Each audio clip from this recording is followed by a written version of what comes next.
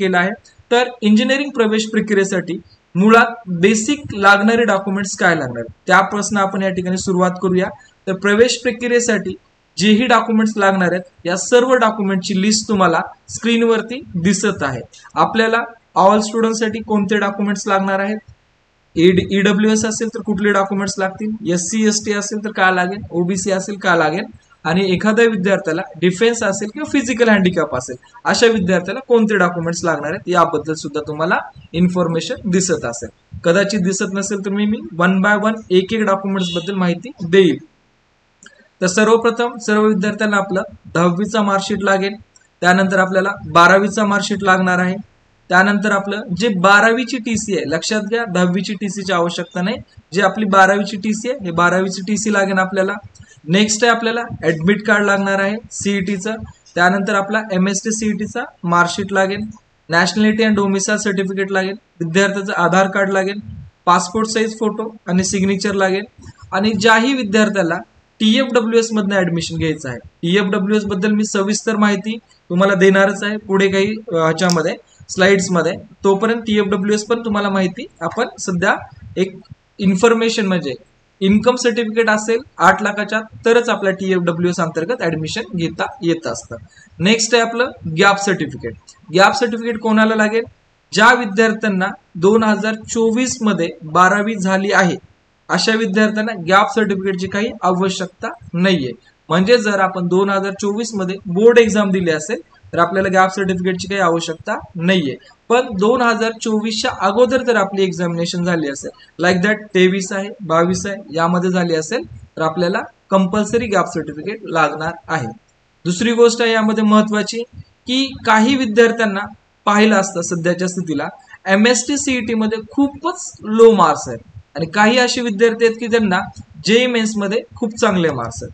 मग ज्याही विद्यार्थ्यांना MST CET सोबत जेईई मेन्स या दोन्ही कोट्यातनं अप्लाय करायचं असेल तर अशा विद्यार्थ्याला एमएसटी सीईटीच्या मार्कशीट सोबतच आपल्याला जेईई मेन्सचा सुद्धा मार्कशीट लागणार आहे, ऍडमिट कार्ड लागणार आहे। या ठिकाणी आपल्याला जर आपण ओनली सीईटी करत असाल त्याच्यात नाही अप्लाय करता येतं, बोथ कोट्यातनं अप्लाय करायचं तर बोथ कोट्यातनं आपल्याला अप्लाय करता येत असतं।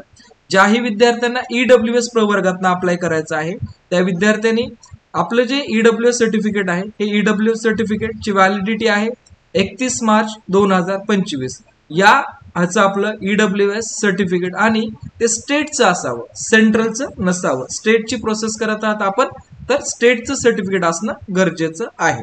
नेक्स्ट आहे आपल्याला जे विद्यार्थी एससी आणि एसटी प्रवर्गात आहेत अशा विद्यार्थ्यांना कास्ट सर्टिफिकेट आणि कास्ट व्हॅलिडिटी सर्टिफिकेट हे दोन सर्टिफिकेट आपल्याला आवश्यक आहेत आपण जर कॅटेगरीचे बेनिफिट किंवा कॅटेगरी सीट मिळवायची असेल तर।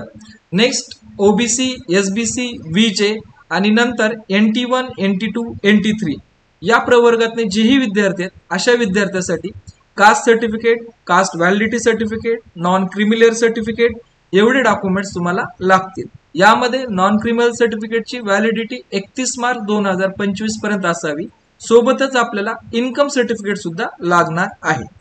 नेक्स्ट आहे जे विद्यार्थी आतापर्यंतचे जे रिझर्वेशन होते हे रिझर्वेशन होते आपले हे कॉन्स्टिट्यूशनल रिझर्वेशन। नेक्स्ट आहेत की इंजिनिअरिंग प्रवेश प्रक्रिये अंतर्गत काही स्पेशल रिझर्वेशन आहेत, त्यामध्ये डिफेन्स कोटा येतो, पीडब्ल्यूडी कोटा येतो आणि ऑर्फॅनचा एक कोटा येतो।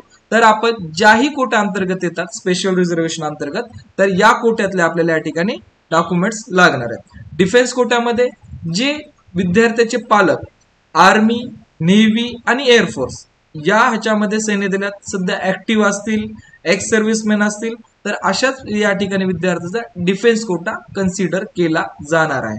जर आपण अदर सैन्य दलात असेल तर ते डिफेन्स कोट्यामध्ये कन्सिडर होणार नाहीये।